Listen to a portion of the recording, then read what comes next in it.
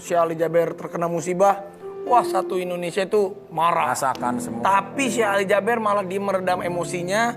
Beliau memaafkan pelaku yang menusuk Syekh Ali Jaber. Gak hanya memaafkan, tapi meminta Masya maaf juga. Ya, Syekh minta maaf sama pelakunya itu gimana ceritanya Syekh? Oh minta maaf?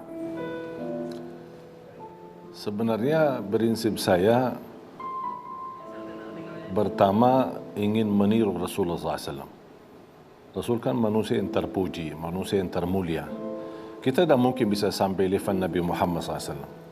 Tapi kita berusaha, kalau tidak bisa menjadi orang suci, paling tidak mendekati kesucian. Berarti dalam istilah, kalau tidak bisa meraih semuanya, jangan tinggalkan semuanya. Artinya dalam kebaikan.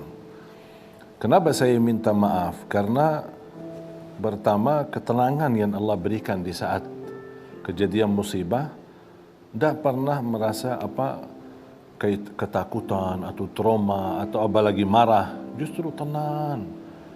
Yang membuat saya minta maaf kepada pelakunya. Karena di saat waktu saya masih sibuk melihat bekas bisunya kan masih nempel dalam ya, belum. Nancep. Oh, jadi pisaunya nancep di sini? Iya, nancep. Saya mau keluarkan kan.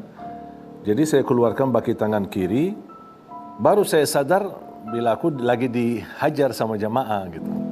Makanya titik ini menurut saya terlambat untuk menyelamatkan dia gitu. Tapi alhamdulillah bisa ikut saya sambil menahan jamaah. Jangan kasihan. Sampai ada orang di samping saya, kok Syekh kasihan dia, kita malah kasihan Syekh kita. Jadi alhamdulillah bisa kita amankan. Saya bilang jangan kita main hukum sendiri. Kalau kita marah itu wajar. Tapi jangan amarahan kita menjadi di posisi orang dizalimi menjadi orang zalim. Kenapa Rasulullah SAW jangan marah? Karena tidak mungkin kita balas sesuai dengan sama apa yang misal orang menyakiti tusuk mata kita misalnya. Namanya manusia, jangankan kalau ada kesempatan tusuk dua matanya mau kita.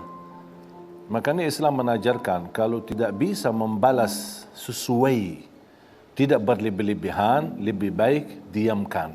Lebih baik lagi sabar, lebih baik lagi ikhlaskan, lebih sempurna lagi maafkan. Masya Allah.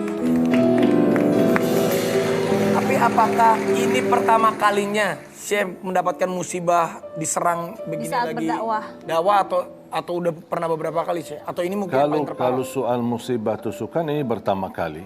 Jadi pengalaman baru bagi saya. Jadi mendapatkan kejadian yang baru. Tapi kalau soal musibah pernah kejadian dicuri mobil saya. Pernah juga? Iya, lagi pernah. dakwah? 4 tahun lalu, pas saya keluar dari musalla habis salat subuh, pesantren kami kan di Jakarta. Saya keluar, mobil tidak ada. Saya langsung fikiran saya tidak mau buruk sangka. Selalu saya mengutamakan baik sangka. Mungkin adik saya ambil, mungkin supir bawa untuk cuci atau apalah gitu. Fikiran saya positif. Ternyata ada CCTV kamera di luar. Ada orang datang dari dalam ke kantor yayasan, dia menyampaikan nampaknya mobil dicuri. Ada 4 orang. Dilihat di CCTV-nya, ada 4 orang bongkar mobilnya terus bawa lari. Sudah di saat saya meyakinkan mobil saya dicuri, saya ucapkan Alhamdulillah. Inna lillahi wa inna ilaihi raji'un. Itu yang saya belajar dari Rasulullah SAW. Apapun musibah yang kita hadapi, ucapkan Alhamdulillah. Artinya masih kita mau memuji Allah. Baru inna lillahi wa inna ilaihi raji'un. Kalau di Indonesia, ada berita orang meninggal, inna lillah. Ada musibah, inna lillah. Itu salah. Seharusnya didahulukan Alhamdulillah. Kenapa kata Alhamdulillahi Rabbil Alamin? Karena langkah ucapan pujian kepada Allah di saat kena musibah yang memang datang dari Allah, disitu akan membuat hati tenang. Seperti kita merasa, ya Allah ini darimu, saya terima. Bahkan saya berkenan memujimu ya Allah. Sambil saya berdoa, ya Allah kalau memang maling ini yang mencuri mobil saya, betul-betul lagi butuh, lagi benar-benar lagi perlu buat keluarganya. Ya Allah, mudah-mudahan mobil yang dia bawa bisa mencukupi kehidupannya. Dan mudah-mudahan tidak terulang lagi. Masya Allah. Tapi ya Allah, kalau memang maling ini maling istiqomah. Saya bilang. Maling istiqomah. Iya. Jadi ini balik terus, pekerjaannya dah pernah. gitu Itu namanya istiqomah kan, terus menerus. Emang pekerjaannya Ya itu Allah, berarti. mudah-mudahan menjadi terakhir dan dia membuka pintu taubat. Ya Allah. Ternyata pas ditangkap, ternyata maling istiqomah. Tapi memang banyak pelajaran ini, kita baru ngobrol sedikit aja sama Syekh Ali Jaber. Memang kita itu harus sabar.